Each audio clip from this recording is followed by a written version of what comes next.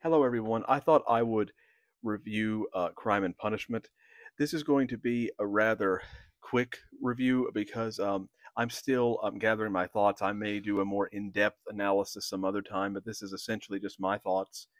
Now, I actually started this book twice over the years, but I always became interested in something else, and therefore I abandoned it twice.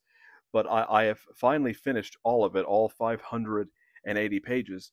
And so I'll just summarize my thoughts and give you some of my insights. And forgive me if I pronounce some of these names wrong, because some of these names I'm not even going to attempt to pronounce, because they, even when I looked up pronunciations of them, they were very inconsistent. And so I'm just going. So you may get a little confused if I just refer to that character or this character or whatever. Um, but the key is, though, is that Crime and Punishment is a part of a deep tradition of Russian literature. I would actually say that next to next to English literature, I would say Russian literature is the best because it is so deep and rich. And I've read a lot of Tolstoy, but this was the first time of me really probing into Dostoevsky. Um, and so but Crime and Punishment is essentially it's a very grim, brutal world.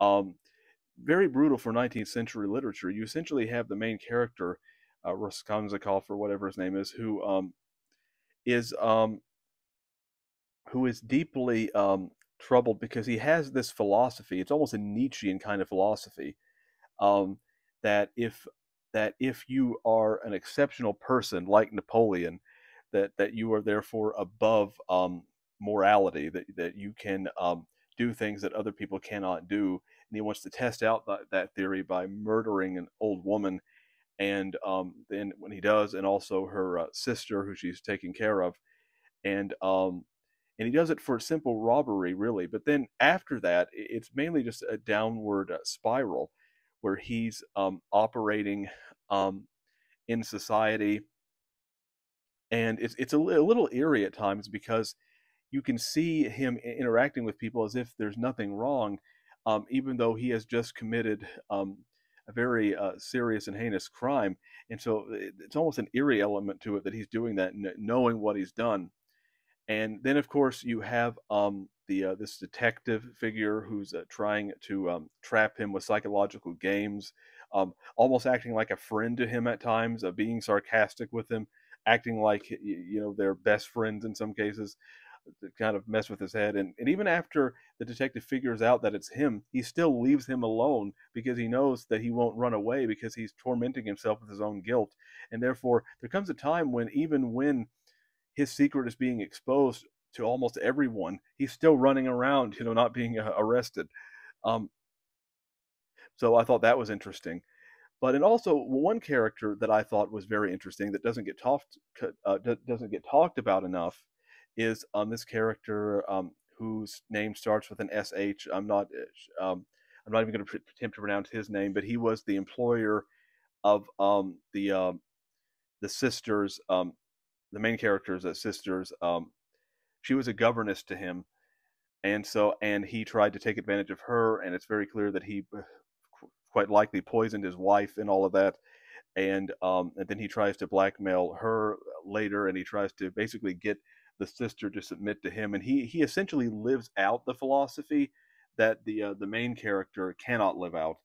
Um, and I thought he was very interesting. He had a very dark story. In many ways, I thought his subplot was more interesting than the main character's plot. Um, and so because he ended up destroying himself because he was led to complete nihilism, and that ultimately led to his own destruction.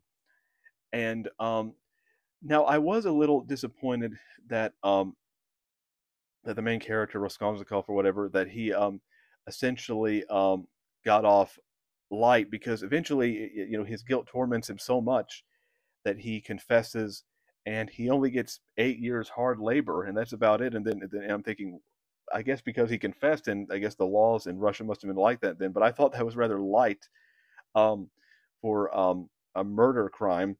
And then of course before that you have the character of Sonia, who is a prostitute who he befriends, who when he confesses to her first, and she in some ways redeems him with her unconditional love. She's almost like a an angelic type figure, and that was an interesting relationship there. Especially there was this scene where she read him parts of the New Testament, and he was getting moved by it. I thought that was quite an emotional scene. And but one of the interesting things about Crime and Punishment is that it deals with these philosophical issues of morality, about how if you get rid of the transcendent, um, then what is there really left in order to anchor any kind of objective morality? And so the main character thinks that he can essentially rise above that, but then when he tries to, everything ultimately becomes about everything is relativistic, and he slips into utter madness because he realizes that there is no objective foundation or transcendent foundation to keep him in check. So his entire worldview collapses. It's very much an answer to the Nietzschean worldview, which says that if there is no God, everything is ultimately about power, because there is no such thing as objective human rights.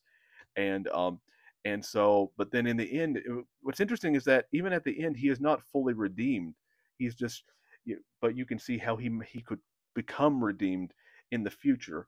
And I will say that I find Dostoevsky's philosophy here to be very enriching. Um, it's a philosophy that I, for the most part, share. I would say that when it comes to my philosophical foundations, I am probably more similar to Dostoevsky um, than any other writer. Not stylistically. Stylistically, I would say that I'm quite different than him. There are flourishes where he does write beautifully. Of course, this is a translated book, so you're not getting it the way it actually was in Russian. It sounds translated at times, but there are flourishes where I of literary brilliance or poetic brilliance. But for the most part, he sticks to kind of a bare bones approach, which is different from me. I would say in that regard that I like Tolstoy more. I like his um, I like his style. He's definitely more poetic than Dostoevsky, at least in this book. And so stylistically, I would be more like writers like Melville, Dickens, Shakespeare, and so on. But philosophically, I would say that I am similar to Dostoevsky. Although I will say that there's kind of a brutal, kind of dark nature in his stories, and I would say that is something that I try to infuse in mine to kind of be a counterpoint to the poetry, because I find when those things harmonize, it creates more powerful imagery. So overall, I would say um, that is my overall review of the Crime and Punishment. I still thought at the end that he got off rather light, even though he was heading towards redemption. Um, it's one of those things where it's like, I suppose if he were a real person, I would be glad for him. Although I still think he should have gotten a heavier sentence. Um, but I guess that as an ending, I wanted something a little bit more dramatic or cathartic, but I still have to wrestle with this. It's possible that I could change my mind after thinking about it some more. That often happens. So overall, those are my thoughts as of now.